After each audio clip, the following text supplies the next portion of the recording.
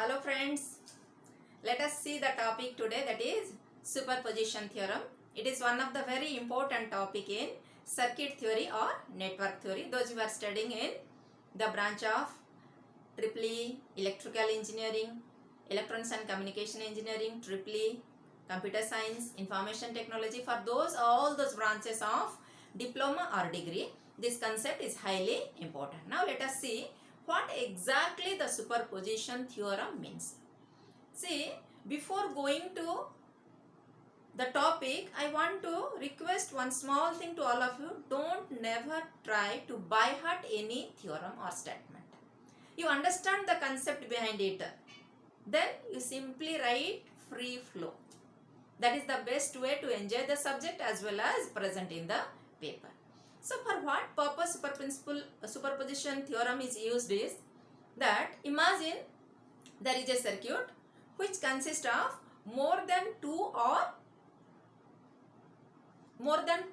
minimum two or more than two sources. So in such a case, if they have asking you find the current or voltage across a specific element, then how you are going to find out? For that purpose only superposition theorem used. If there is a single source, superposition theorem is not applicable. It is applicable for minimum at least two sources should be present. That may be voltage source, that may be current source, or both may be voltage source, both may be current source. The source means may be voltage, may be current. They both together may be current, they both together may be voltage. Okay, that depends upon the circuit. So now let us see, I will give you one small example. With the help of that you will have the clarity that how to find or how to frame the statement of the superposition theorem.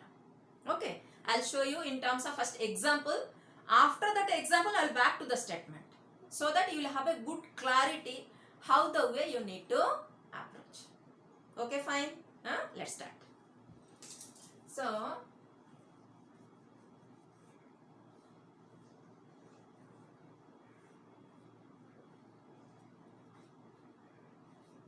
let these be two voltage sources, V1 and V2, my two voltage source. Now in these two voltage source, I want to find out the current here.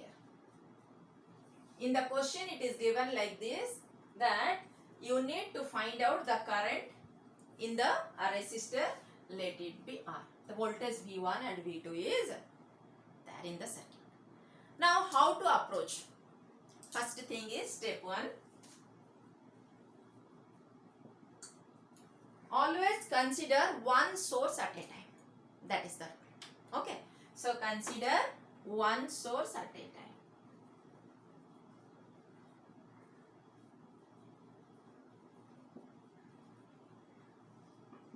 So either you can select V1 or V2, choice is yours.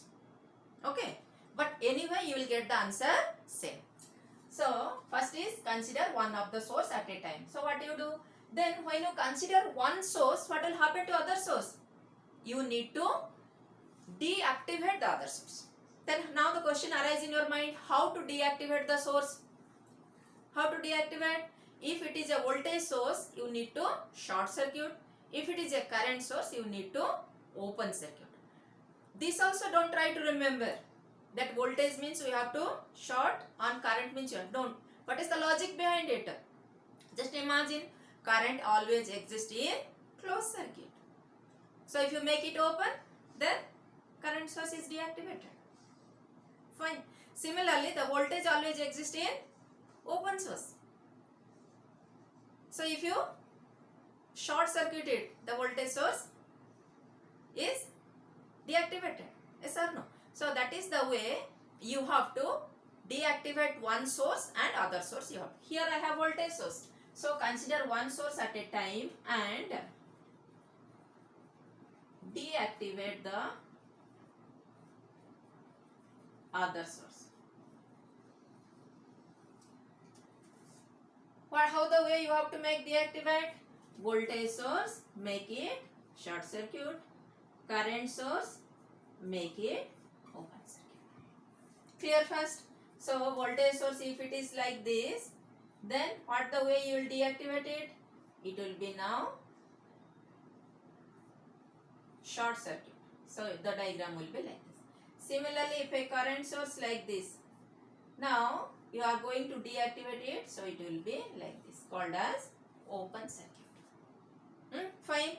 Now let us see the step 2. Now once you are done with the considering one source at a time independently, whereas the other source are deactivated, at that time you need to find out the required current or voltage in that specific branch. Now consider this example. If I am taking my source V1, this is my R, so this is now short circuit. Now due to this single voltage source, what is my current? Let it be I. So what is my I? I equal to V1 by R. This is I1, let it be. So I1 equal to V1 by R. Over. This much of amp. Clear? Now go to the step. This is your step 1 over. According to this you do. Now go to second step. In second step what you have to do? Now consider the second source. So when you consider the second source, similarly the other source will be replaced by, depending upon if it is a voltage, it should be replaced by short circuit. If it is a current source, replace it by open circuit. So hence what I will do now? The same circuit I will draw it by considering my V2 and my V1 will be short circuited. Here V2 short circuited, here V1 short circuited. Now one more important thing, you need to consider the sign convention, positive, negative. So this is my current direction. The bigger line is always positive, smaller line is the negative terminal of the battery. So now the current will be in this direction I2. Now what is my I2? I2 equal to V2 by R. So you are considering the sources independently. Fine. Now what is my total current? My total current across this resistor they are asking to find out. So IT equal to I1 plus I2. Yes or no? Now once you add, here the important factor comes into picture. We don't know which source is of higher value. If for example this is of 5 volt, this is of 10 volt. Then what will happen now? This resistor, let it be of some 5 ohms. So what will be my phi1? I1 equal to 5 by 5, that is 1 amp. I2 equal to 10 by 5, 2 amp. But see the direction. Due to voltage source V1, current is flowing in this direction from left towards right. But due to V2, the current is flowing from right towards left. Both directions are opposite. Yes or no? So hence they will subtract. If they both are in same direction, they will add. Yes or no? Now you just imagine you are pushing some person, same way another person came and push you. So both are applying force in the same direction. So the force will be more, you will be just getting a jerk current. But if someone giving you force applying on the back side, some other person is coming and applying the force in the front side. So what will happen? It will counterbalance. So which force is more? If backside force is more, then you will go. Sorry, if your backside more force is there, you will go to front. If your front side force is more, you will go to back. It depends on which force is more. Same way, here it depends on the amount of current, which is more. So here you are taking I1 as 1 amp.